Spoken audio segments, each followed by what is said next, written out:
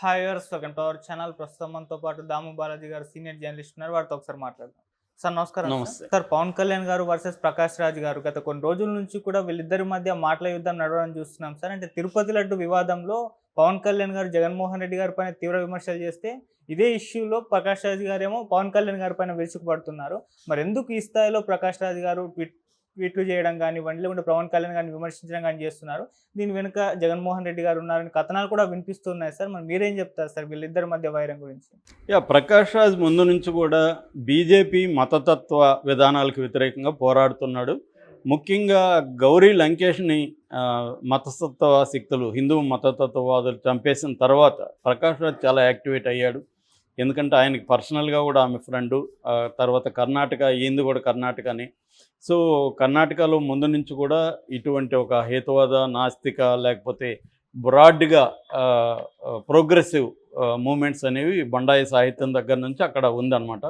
So అందులో భాగంగా గౌరీ లంకేష్ని చంపేసిన తర్వాత ప్రకాష్ రాజ్ బాగా ఫుల్ యాక్టివేట్ అయ్యాడు. తర్వాత తను ఎంపీగా కంటెస్ట్ కూడా చేశాడు. ఏదేమైనా బీజేపీ మతతత్వానికి వ్యతిరేకంగా ఆయన పోరాడుతున్నాడు. ఈ క్రమంలో లడ్డు వివాదం వచ్చింది. నిజానికి లడ్డు వివాదం అనేది హిందూ మతానికి సంబంధం ఉన్న వివాదం, లేని వివాదం కూడా. ఉన్న వివాదం ఎలాగంటే అది హిందూ మతానికి సంబంధించిన టెంపుల్లో జరిగింది.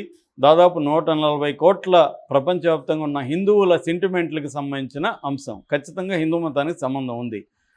అయితే అది ఇతర మతాలకు సంబంధం లేదు. దాంట్లో ముస్లింలకో క్రిస్టియన్లకో సంబంధం లేదు. అందువల్ల దీంట్లో మతతత్వ యాంగిల్ రావాల్సిన అవసరం లేదు. మత యాంగిల్ వేరు, మతతత్వ యాంగిల్ వేరు. మతతత్వం అంటే ఇతర మతాలని వ్యతిరేకంగా ఉండడాన్ని మతతత్వం అంటాం. మత భావజాలం ఉండడం అంటే ఎవరి మతాన్ని వాళ్ళు ఫాలో కావడం వల్ల ఇబ్బంది ఏం లేదు, వేరే మతాలకి ఇబ్బంది లేదు.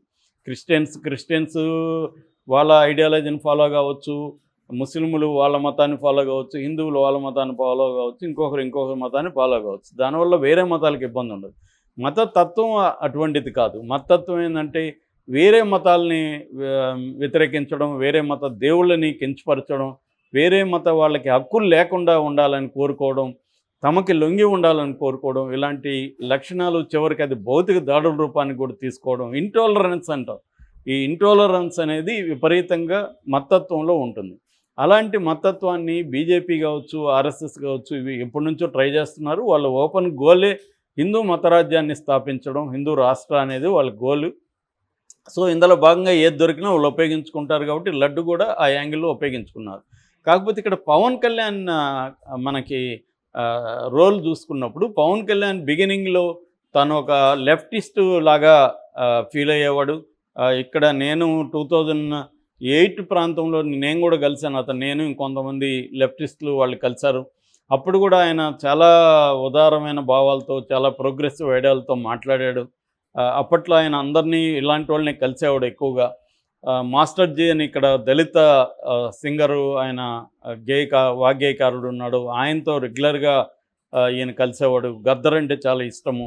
ఇలాగా ఉండేవాడు ఒక లెఫ్టిస్టు. అట్లాగే దళితుల తర్వాత ఆయన బీఎస్పీలో వాళ్ళతో కూడా కలవడం, మాయావతితో కూడా దళితులకు ప్రోగా ఉండడం, దళిత సంఘ నాయకులతో చాలామందితో కలవడం, ఇలాగా ఒక కమ్యూనిస్టు, ఒక మార్క్సిస్టు, లేకపోతే ఒక దళిత, ఈ యాంగిల్లో ఉన్న పవన్ కళ్యాణ్ మెల్లమెల్లగా అతను హిందూ మతవాదిలాగా మారిపోయి ఇతర మతాలను నిందించడం, హిందూ మతాన్ని గొప్పగా ఇచ్చేయడం, హిందూ మతం మీద ఎవడేం మాట్లాడినా వాడిని నేను సహించనని బెదిరించే స్థాయికి వెళ్ళాడు.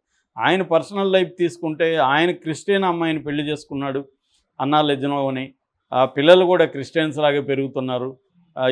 ఆయనే స్వయంగా నేను బ్యాప్టిజం తీసుకున్నాను రష్యాలో, నాకు అన్ని మతాలు సమానం అని కూడా చెప్పాడు. పర్సనల్గా ఏమో ఆయన క్రిస్టియన్గా ఉండొచ్చు, క్రిస్టియన్ వైఫ్ని పెళ్లి చేసుకోవచ్చు. కానీ వేరే వాళ్ళు అంటే ఫర్ ఎగ్జాంపుల్ వైవి సుబ్బారెడ్డి కొడుకు చనిపోయి 11 రోజులకి అక్కడికి వెళ్ళాడు. ఇలాంటి మాటలన్నీ ఆయన మాట్లాడుతున్నాడు. ఈయన ఒక ట్రూ హిందువుగా ఎప్పుడు లేడు. ఇప్పుడు అవతారం ఎత్తాడు తప్ప ఇంతకుముందు ఎప్పుడు లేడు. వాళ్ళ అన్న చిరంజీవి కానీ, ఇంకొక అన్న నాగబాబు కానీ దేవుడు లేదని వాళ్ళు అంటున్నారు ఒక పక్క.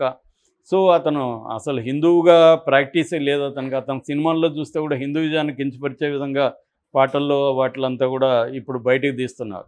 ఇది క్లియర్గా హిందూ మతాన్ని, ఈ లడ్డు వివాదాన్ని పవన్ కళ్యాణ్ హిందూ కలర్ ఇచ్చి వేరే మతాలను కించపరిచే విధంగా ఆ మతాల్లో ఇది జరిగితే వాళ్ళు ఒప్పుకుంటారా, ఇవన్నీ మాట్లాడడం మొదలుపెట్టేసరికి ప్రకాష్ రాజు నేచురల్గానే తను హిందూ మతత్వానికి వ్యతిరేకం, తను కూడా హిందూ మతానికి వ్యతిరేకం కాదు.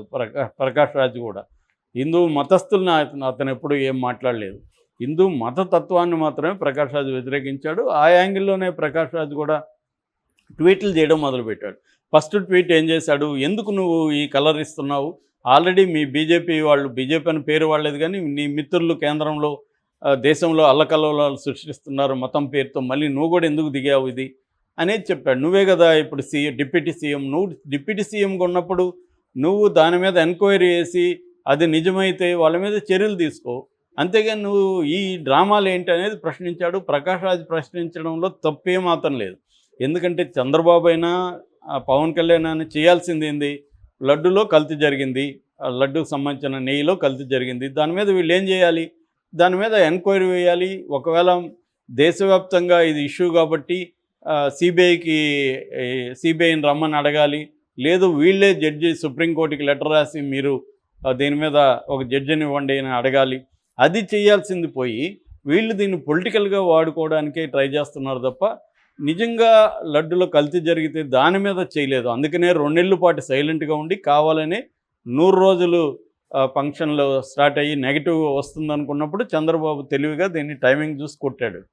సో అట్లాగే పవన్ కళ్యాణ్ కూడా తను డిప్యూటీ సీఎం, తను దీన్ని ఎంక్వైరీ చేసి దాని మీద తేలినాక అప్పుడు మాట్లాడాలి, కానీ తేలకముందే దీన్ని రాజకీయం చేసేసి ఇష్టం వచ్చినట్టు మాట్లాడడం కరెక్ట్ కాదనేది ప్రకాష్ రాజ్ చెప్పాడు. అదే చాలామంది కూడా అదే చెప్తున్నారు, అందులో తప్పేం లేదు. రెండవది, ఇతను స్పందించి ఆ ప్రకాష్ రాజ్కి ఏం సంబంధం అంటే ఈ దేశంలో ఏ పౌరుడికైనా సంబంధం ఉంటుంది. దాంతో మళ్ళీ అతను చెప్పాడు, నా ట్వీట్ని నువ్వు ట్విస్ట్ చేసి మాట్లాడుతుండవు, మిస్ఇంటర్ప్రిట్ చేసి మాట్లాడుతుండవు, నీకు అర్థం కాకపోతే ఇంకొకసారి చదువుకో అని కూడా అన్నాడు. దాని తర్వాత కార్తీ ఇష్యూ, కార్తీ సత్యం సుందరం సినిమా ఫంక్షన్లో, ప్రీ రిలీజ్ ఫంక్షన్లో ఆమె లడ్డు కావాలన్నా అన్న అంటే అది ఎందుకంటే నవ్వుతున్న వాతావరణం, ఆమె కూడా సరదాగా లడ్డు కావాలన్నా అంటే ఇతను కూడా నవ్వుతూనే ఇది సరైనది కాదు, అది సెన్సిటివ్ ఇష్యూ అని మాట్లాడడానికి నిరాకరించాడు. నిజానికి చాలా బాగా రియాక్ట్ అయ్యాడు. అట్లాంటి అతను కూడా ఇతను చాలా తీవ్రంగా దీని మీద జోకులు వేస్తారా మేము అంత చూస్తూ ఉన్నట్టుగా మాట్లాడితే మళ్ళీ ఇమీడియట్గా పాపం అతను సారీ చెప్పాడు. దాని తర్వాత ఇతను కూడా పవన్ కళ్యాణ్ కూడా హుందాగానే తర్వాత స్పందించాడు, అతనికి శుభాకాంక్షలు చెప్పాడు. ఎందుకంటే ఇప్పుడు కార్తీక్ ప్రాబ్లం ఏంటంటే ఇప్పుడు ఈరోజు ఆ సినిమా రిలీజ్ అయింది కాబట్టి ఆ సినిమాకి ఏమైనా అడ్డంకులు వస్తాయో అని అతను భయం.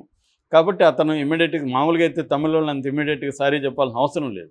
దాంతో తమిళనాడులో కూడా వ్యతిరేకత వచ్చింది. నాజర్ కూడా అందరికి లెటర్లు రాశాడు.